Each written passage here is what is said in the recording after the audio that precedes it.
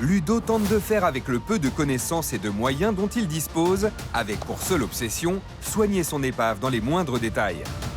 L'unique manière de rivaliser avec le Marseillais est ses 23 années d'expérience supplémentaires. Maintenant que j'ai remonté mes optiques, mes passages de roue et mon sabot inférieur, mon cache sous moteur, il faut que je reprenne le faisceau électrique de mes anti-brouillards. Ça a été arraché dans l'accident. Il faut que je démonte sur ma donneuse les prises, le faisceau, et que je le répare pour avoir des anti-brouillards fonctionnels. Voilà.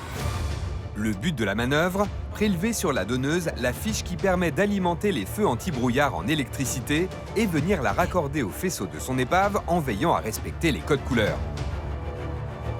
Le fil vert sur le bouton vert et le fil blanc sur le bouton blanc. À mi-parcours de ce classico qui tient pour l'instant toutes ses promesses, c'est l'heure d'entrer dans le dur pour nos deux novices en carrosserie qui vont devoir exceller dans un domaine leur étant totalement inconnu. Olivier, j'aurais besoin de ton savoir-faire pour redresser mon capot avant que de l'installer. Parce que le capot de ma donneuse est complètement HS, on peut rien en faire. Par contre, pire. Il est pire, complètement pire. Je voudrais essayer de le redresser. Et là, j'ai besoin de ton savoir parce que c'est pas du tout mes cordes. Moi, je pense qu'à la limite, il vaut mieux le monter.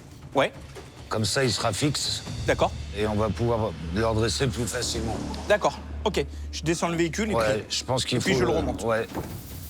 Olivier, c'est quelqu'un que j'estime beaucoup. J'ai beaucoup d'admiration pour lui.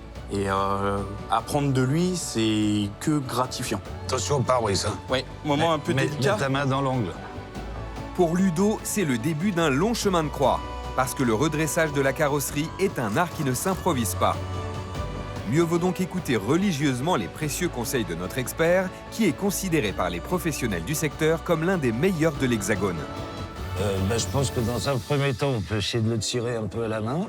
Sinon, on va prendre une cale en bois. Même celle-là, là, les cales en plastique, là, ouais. Ouais. Le capot, il est plié à l'avant, donc le but, c'est déjà de le détordre au mieux.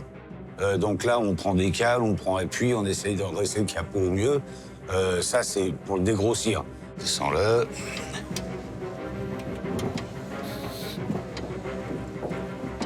Ah, il est bienvenu.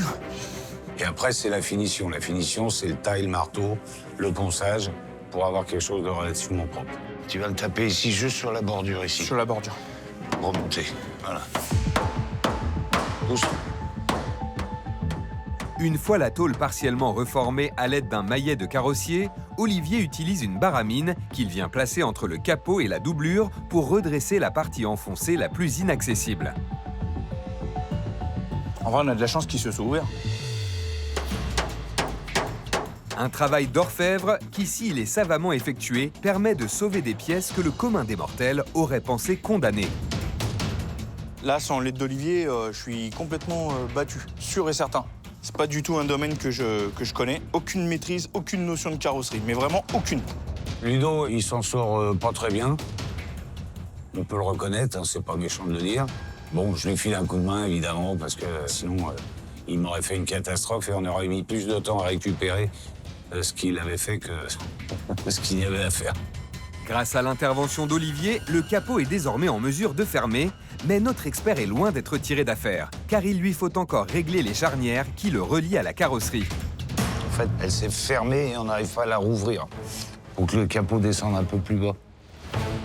Le réglage du capot, une grosse galère pour les non-initiés.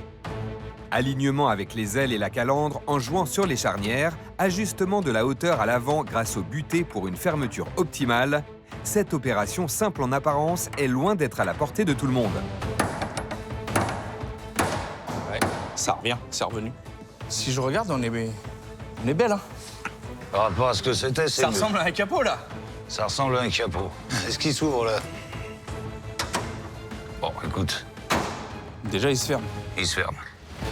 Le résultat final est pas trop mal. J'étais très inquiet des travaux de carrosserie à venir. Maintenant que je suis dedans, je suis un peu plus serein parce que Olivier est là pour m'épauler et me montrer comment on fait. Et étant courageux, j'y vais, quoi. Je tape dedans, je me pose pas de questions.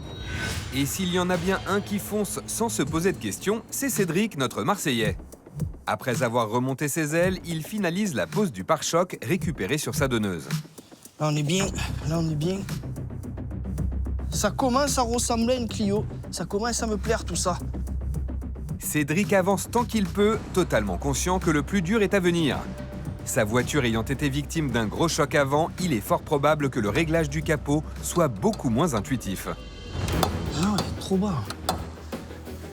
Faut que je la force.